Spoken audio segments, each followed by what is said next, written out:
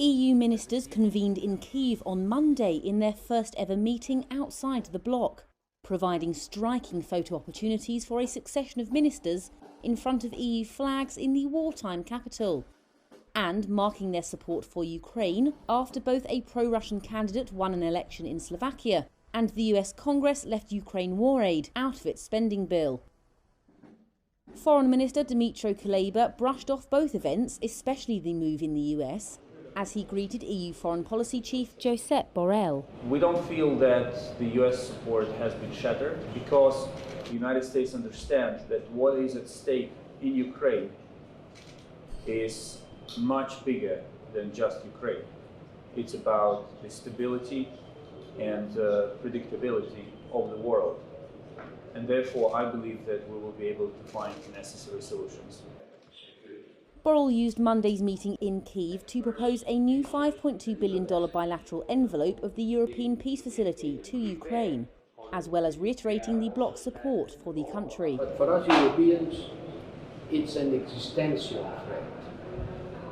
Maybe it's not being seen like this for everybody around the world, but for us Europeans, allow me to repeat it, it's an existential threat. And that's why we have to continue supporting them and discussing with our American allies and friends for them to continue supporting. And I am sure that this decision will be reconsidered and altogether will be on your side. But it comes at an awkward time for the Western alliance that has supported Kyiv. The summer is coming to a close after a slower than expected Ukraine military counter-offensive, and Western leaders haven't seen the major success they'd hoped for before autumn mud clogs the treads of their donated tanks.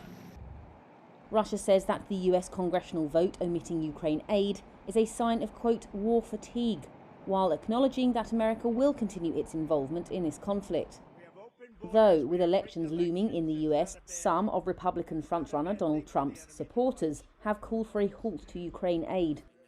Ukrainian President Volodymyr Zelensky reiterated in his address to EU ministers the vital nature of their support, while Germany urged allies to help Ukraine prepare for winter after Russia bombed Ukraine's energy infrastructure last year.